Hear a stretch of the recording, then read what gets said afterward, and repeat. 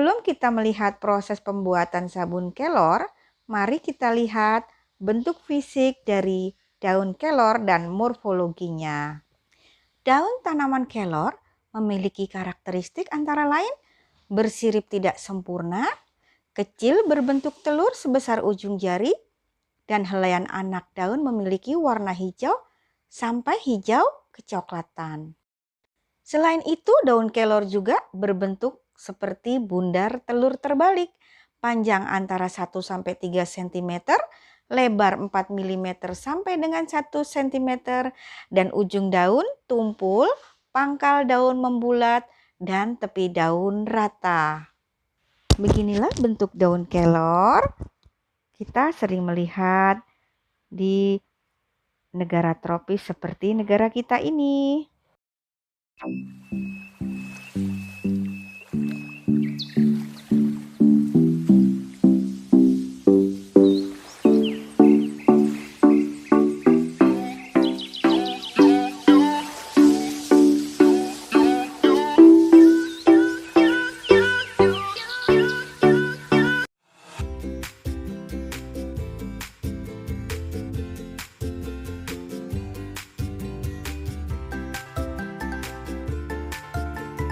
Mari kita mulai saksikan proses pembuatan sabun kelor. Tapi terlebih dahulu sebelum sampai kepada pembuatan sabun kelor, mari kita saksikan dari awal pemanenan pohon, pemanenan daun, kemudian rorot. Rorot itu adalah daun dirorot dari dahannya, kemudian ditimbang, kemudian dimasukkan ke bak pencucian, dan di spinner dikeringkan sampai masuk ruang pengerin, dan akhirnya menjadi tepung kelor yang siap kita pakai untuk bahan baku utama dari sabun kelor ini. Mari kita saksikan. Di video kali ini kami tidak sempat memvideo pada saat pemangkasan dan pemanenan daun, sehingga fase berikutnya ini adalah merorot daun dari tangkainya atau dari dahannya ya, seperti yang terlihat pada video ini. Ini adalah mengumpulkan daun-daun kelor yang murni tanpa adanya dahan atau ranting. Dan pekerjaan ini memakan cukup banyak tenaga dan waktu. Kemudian kita timbang daun kelornya sebelum masuk ke dalam bak pencuci.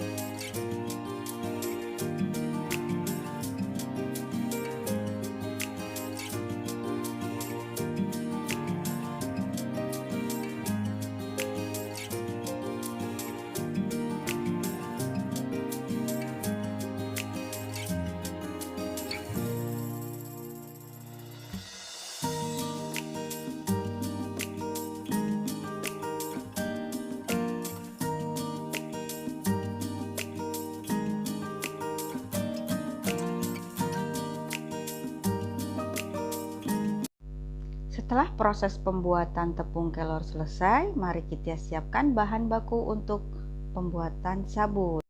Yang pertama adalah susu kambing murni, kemudian minyak-minyak premium, ada minyak rice bran, ada minyak canola, minyak jagung, minyak kedelai, minyak zaitun, minyak kelapa, dan minyak-minyak premium lainnya. Dan yang berikutnya adalah yang wajib, tepung kelor. Kemudian timbanglah NaOH atau basa kuat sesuai dengan takaran Lay kalkulator internasional. Tuangkan NaOH ke dalam susu kambing secara sedikit demi sedikit dan sampai tercampur rata dan homogen. Aduk terus sampai menjadi larutan yang bersatu. Sementara itu, setelah ditimbang, mentega putih dengan minyak-minyak premium tadi campurkan dan panaskan dengan suhu api kecil dengan teknik atau metode double boiler. Tunggu sampai mentega putih larut dalam minyak-minyak tadi dan kita bisa cek suhunya. Kurang lebih suhunya mencapai 60 atau 70 derajat Celcius. Itu sudah larut semua, kita bisa angkat dari atas kompor. Setelah mentega larut dalam minyak, kita turunkan panci dari atas kompor dan kita diamkan sebentar sampai mencapai suhu tertentu sambil kita menunggu suhu susu yang dicampur dengan basa kuat tadi juga naik. Kita harus pastikan dengan termometer suhu untuk mengecek kedua suhu larutan tersebut. Kalau perbedaannya tidak terlalu jauh, maksimal 10, kedua larutan ini mari kita campurkan.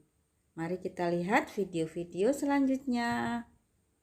Nah, di gambar tersebut, di video tersebut kita bisa melihat kita campurkan larutan minyak dan mentega putih ke dalam larutan basa kuat dan susu di dalam baskom plastik. Tuang sampai tuntas minyaknya, jangan sampai ada yang tersisa.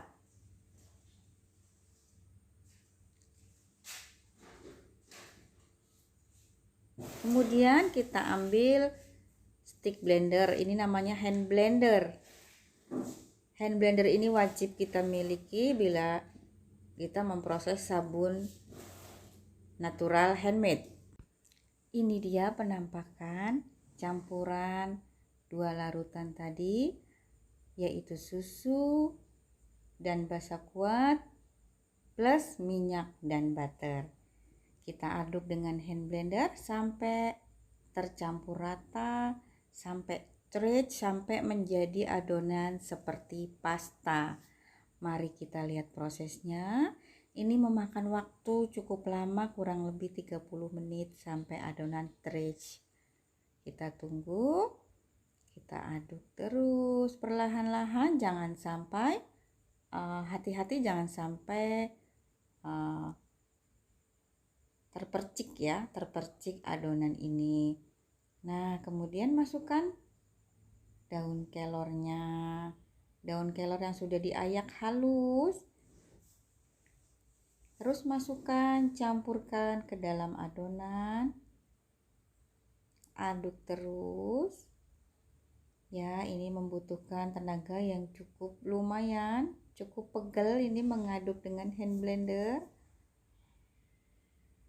Dan ini tidak boleh berhenti, ya boleh berhenti tapi tetap diaduk dengan pelan, minimal dengan pelan, terus aduk terus sampai bubuk serbuk kelor tersebut bisa tercampur rata ke dalam adonan. Nah, berikut ini setelah 30 menit penampilannya sudah berbeda ya, sudah seperti mengental dan sudah tercampur rata. Kemudian kita masukkan ke dalam cetakan. Saya memakai gayung plastik dan cetakan plastik. Mari kita lihat proses manual memasukkan adonan ke dalam cetakan. Lakukan dengan perlahan ke dalam wadah yang sudah kita siapkan terlebih dahulu. Tuang satu persatu. Ya. Hati-hati jangan sampai tumpah, sayang sekali kalau tumpah karena ini adalah adonan yang sangat berharga untuk kulit kita. Iya. Kemudian ke cetakan berikutnya, usahakan tinggi antar cetakan sama, tinggi sabun, tinggi adonan sabun usahakan sama supaya tidak terjadi perbedaan yang besar pada saat sudah menjadi sabun. Tingginya sama, dengan lebar yang sama, kalau bisa dengan presisi yang sama semuanya. Setelah itu saya mencoba teknik swirl dengan alat bantu sendok dengan bentuk bebas. Ini hanya sekedar untuk menambah keindahan penampilan dan kesan handmade-nya semakin kental. Kita selesaikan sampai cetakan terakhir.